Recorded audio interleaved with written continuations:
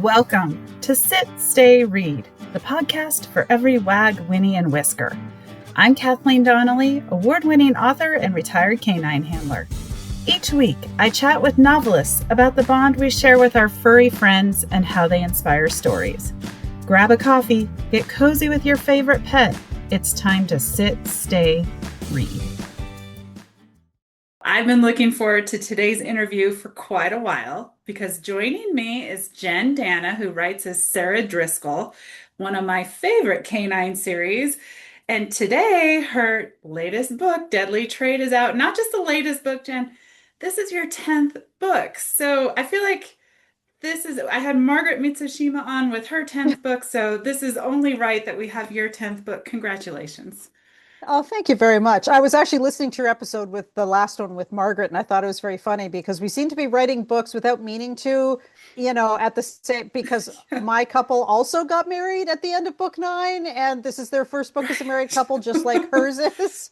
So we're not trying to copy each other, and our books are coming out at No. the same time, so there's actually no way that we could be. No, not at all. In Yeah. Deadly Trade. Oh my gosh, this is so cool. I can't wait to dig in to this Oh, because thank you you. you had some really fun things that I know the listeners will love. But since you have 10 books, and maybe there's some Yes. listeners out there who don't know you, or I should say don't know the series, Mhm. tell us a little bit about Meg, Hawk, Todd, and of course Hawk being a black lab, one of my favorites. So Mhm. so go ahead and Well, fill and us in.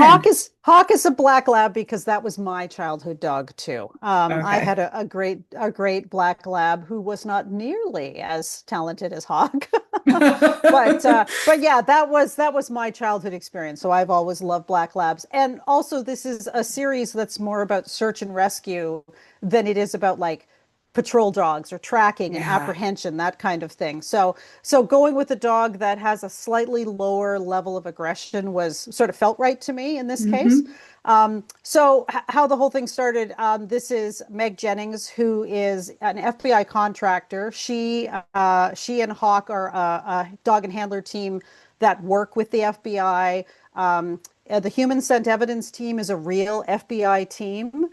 And so they're part of the forensic canine unit, and so this is sort of the team that they work within. They are like a dog and handler team, and they're one of 4 dog and handler pairs in the FBI Human Scent Yes. Evidence team.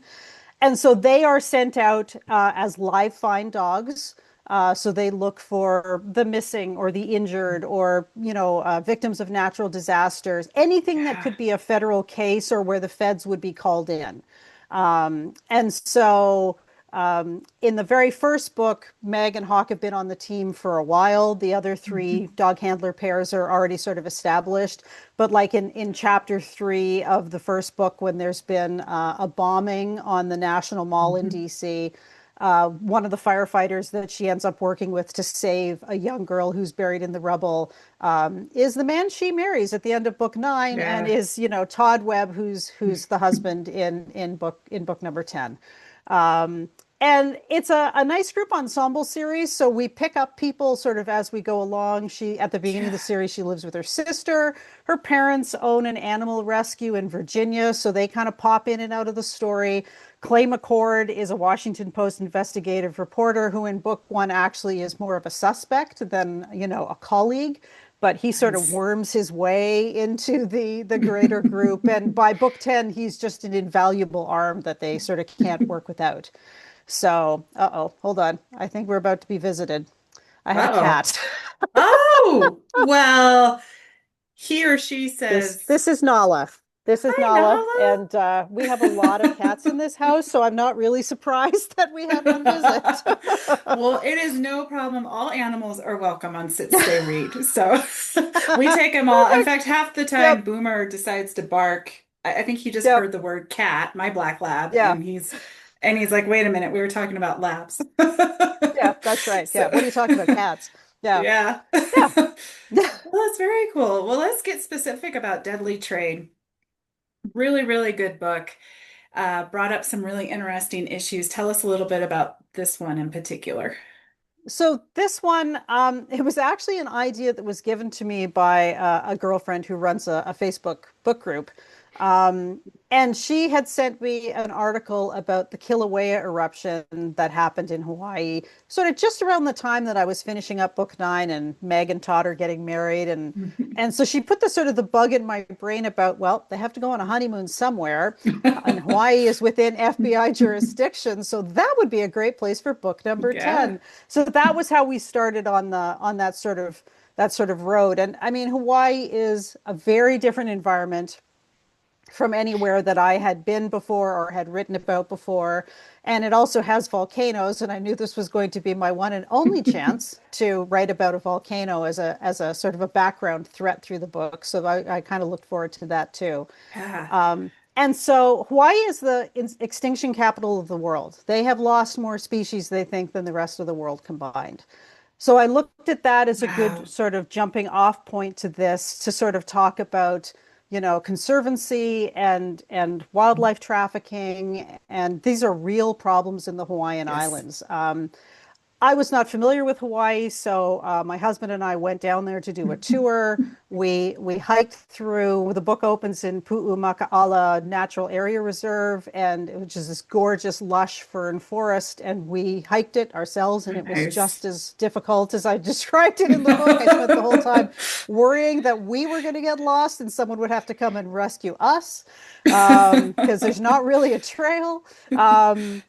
But so it was to me that kind of added to it. And the whole time that we were hiking, all of these endangered birds were overhead. You could hear them sort Wow. of flying around in the forest overhead. And so I wanted to sort of use deadly trade to kind of highlight that as an issue, wildlife trafficking. And it's most people think about wildlife trafficking as rhinoceros horns, Hmm. in Africa and that sort of thing. But Yeah. it's not. It's hardwood, it's lizards, and there's a big trade in birds, and a lot of the trade in birds is live specimens. And so people go into these areas and they remove some of these endangered birds from their own environment. Not only are they putting the birds at risk, but they're putting the overall population at risk because you have just taken a breeding adult out of circulation. And Yeah. some of these populations, there's only 1,000 or a couple thousand of them left on the planet. So it's a real issue. I love that. And it gave you an opportunity to bring in a new canine, Mhm. and that's a conservation canine. And some of our, and let's see, I think his name, am I saying it right? Makoa? Is that how you would say Yes. it? Yep. Makoa, Yep. and his Makoa. Yep. handler, Kai, I assume is how Yep. you would. He's an Australian Shepherd. Okay, yeah. Yeah, anyone who listens to this, I'll just apologize. My Hawaiian pronunciations are terrible. So I was hoping I was close, but conservation dogs are kind of a, I would say, somewhat new thing. Tell us a little bit They about were them and their they were job. new to me, and I think part of that is because like we tend to be very much sort of in the law enforcement, Yeah. sort of stream of canine work. So we know explosive dogs and drug detection dogs and apprehension dogs and all of those sorts of things. But a Mhm. conservation dog is basically a scent dog where they are trained to find things that are specific to the environment in which they're working. So in Hawaii, they have dogs that meet incoming ships to check to make sure Yeah. that there aren't any invasive rats or fire ants or yellow crazy ants, anything that can get off the ship and then damage the environment. Another big way that they work, and this is where sort of Makoa comes into it, is that they are used to find seabird nests. So seabirds spend Okay. most of their time off the island, but they come back to the island to breed. And they breed in these lava plains where, if you've ever seen what lava looks like rough lava, Yeah. they're all these sort of nooks and crannies and little tunnels, and they get right in there. So you can't actually visually see where the nest is. But cats and rats and mongooses, all of these species who are invasive species, they've been introduced to the island so the birds don't have sort of a natural protectionism against it. They are just sort of, they're Okay. picked off by these creatures. So the people on the island, the conservationists on the island want to be able to protect these nests, but they don't know where they are. So the conservation dogs Okay. will sniff out these nests and then they can find a way to block off the nests from all of the other predators or set up cameras so that they get scared off, that kind of thing. And so it's helping to keep sort of a bird population that is starting to dip. It's helping to keep Yeah. it up. But where they can do seabirds, they can also do forest birds. They have just a slightly Yes. different. They say it's like a fishy, sort of musky smell versus a sweet Okay. smell, which is like the forest birds. And so the dogs can be trained on different kind of birds, and then they can use that to find where the birds' nests are. Mainly based on where the feces drop, but if it works, go for it. That's right. That's right. Yep. Exactly. Yeah, I thought it Yep. was so cool you brought that in. And then I was doubly impressed because you had commands for that dog. His handler gave him commands Mhm. in Hawaiian. And I was In like, Hawaiian. wow. Yeah. Well, it's like Yeah. some dogs are trained in German, Yeah. in Yeah. my books they're all trained in English, but it makes sense that so the Hawaiian commands, they're just considered like the working language. It's like when you put a collar on a dog or a work vest on a dog, it's a symbol to the dog or a signal to the dog that it's time to get to work. And for these dogs, it's the commands in Hawaiian. Yeah. So were you able to shadow a conservation dog in Hawaii? Is that how you found some of the commands or? No, unfortunately, that was just through research. Okay. I was not, we were only there for a week, and boy, did we have an agenda. So we we did an awful lot in that week, but I was not able to shadow a conservation dog. I would have loved to, but it was just a matter of time. Um, and so just a lot of research. Oh, I love it. Yeah, it was funny when I was reading this, I thought, oh, I bet Jen took a nice vacation to Hawaii. And then I read your acknowledgments and I was like, oh, that sounds like that was a working It was, trip. oh yeah, it was absolutely a working Yeah, vacation. So my yeah. husband is a good sport, and he just sort of, you've got an agenda, we're going to get it done. So we did it, and it was a very busy trip. It was great. I think we had one day to relax, and that was it. A lot of driving. I love It's a it. Yeah, big island. I was gonna say I didn't realize how big. I've never stopped and thought about how big the Big Island is. And yeah, Yeah, well, it's is 2 hours to drive it from one side to the other, and then you're also going okay. north to south, not alone sort of west to east. So yeah, it was a lot of driving, and we did a lot of hikes starting at 9 a.m. and we were in the resort that I've written the characters into. So we did that drive Okay. every day from one side to the other, because one side of the island is dry and the other side rains all the time. I love it. And I love how you brought in the volcano and the earthquakes. I mean, were you able to see any eruptions while you were there or have any earthquakes while you were there? Yeah, we weren't. Kilauea was Volcanoes National Park is around Kilauea, although Mauna Loa is just like towering over it. You can't sort of Yeah. miss it. And there was definitely like the sulfur vents were, there was steam coming out the sulfur vents, and you could get the Okay. sulfur smell. And at the caldera, it was smoking, but it wasn't erupting at that. And I think it was like a week Okay. later we came back and it erupted, and we were like, darn it. So we didn't get to see an actual eruption, in person, but I mean, if you ever make it to Hawaii, to the Big Island, it's an extremely impressive park that was really kind of a highlight for us. That's neat. Yeah, that's on my bucket list. I would Yeah, love to see that island. So definitely go to Volcanoes National Park. Yeah. that's cool. So as you did your research there, was there anything that was really surprising or really fascinating? Because I found a lot of fascinating information in the book as I read. So I'm curious for you.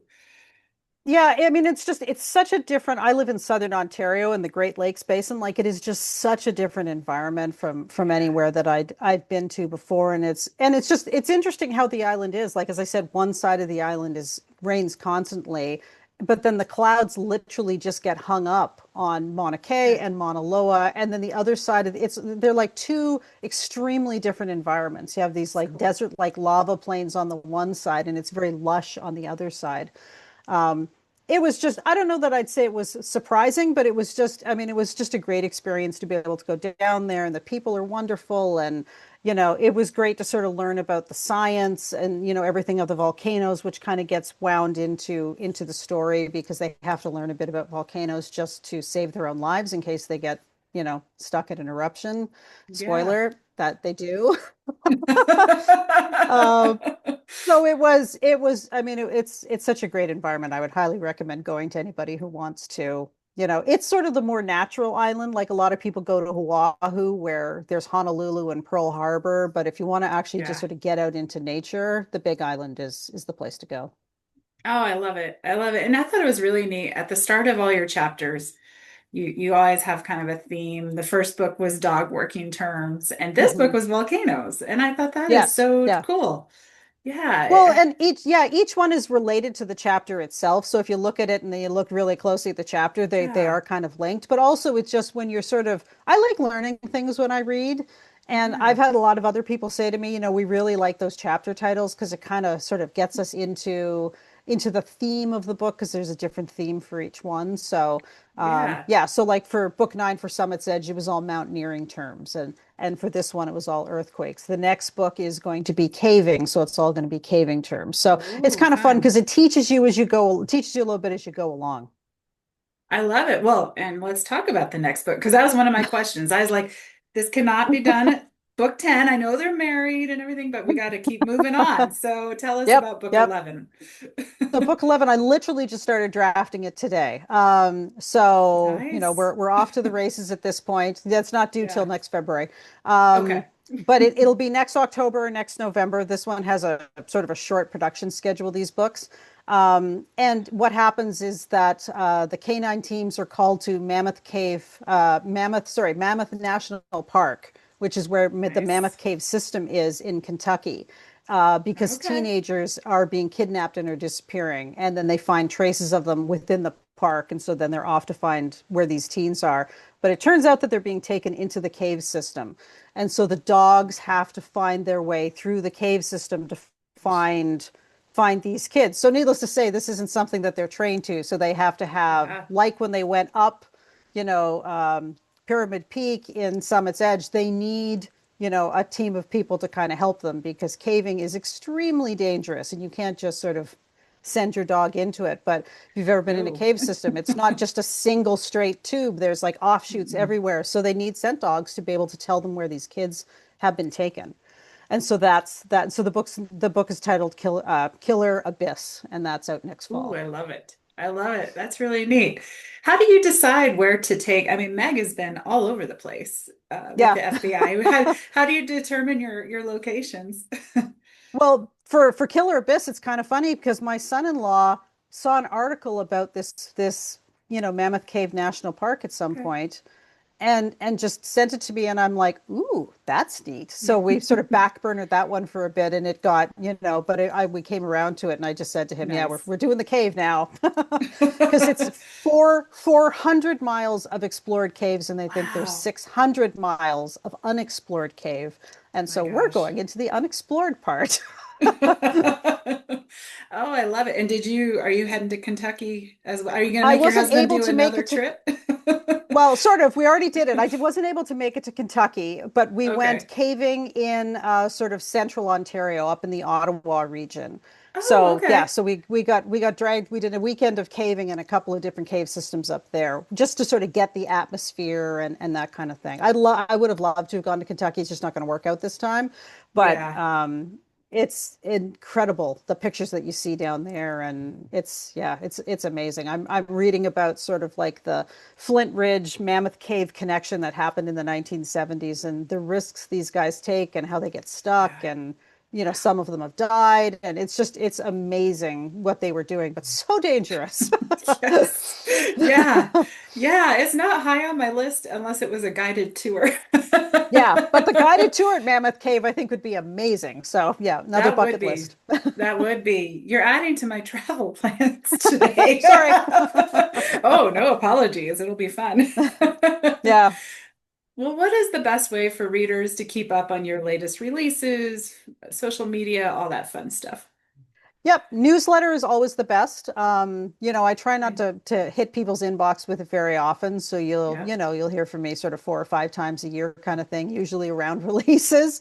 But you can find that on the homepage, how to sign up for that on the homepage of my website, which is Okay. jenjdanna.com. Great. But Great. I'm also on Fantastic. Facebook and Threads and Blue Sky, so there's, for the day-to-day stuff, Facebook is maybe the best one for that. Okay. All right. That sounds good. And are the links on your website? People can follow them from there. Yes, yep, you Okay. can get to everything from Perfect. there. Perfect. I love it. Well, thank you so much for joining me today. This has been such a Well, thank fun you for having me. conversation. Yeah. And Yeah, everyone, absolutely. Deadly Trade, it's out. Probably it's out today. So go get it. And if you haven't read all 10, get the other 9 while you're at it. So You can start with Lone Wolf and work your way forward. that's right. It is well worth it. One of my favorite canine series. So, and it's Boomer Thank you so approved too much. with the black lab on the cover. So Yeah. he gives it all paws up. Two So paws up from Boomer. yes, yes. Well, until Yeah. next time, everyone, keep your tails wagging and pages turning. Thanks for joining me today. Sit, Stay, Read is a part of the Authors on the Air Global Network. If you enjoyed today's author interview, be sure to leave a review and share the episode with a fellow animal-loving reader. If you're curious about the world of working dogs and wilderness adventures, please check out my books at KathleenDonnelly.com. Until next time, curl up with your best furry friend and sit, stay, read.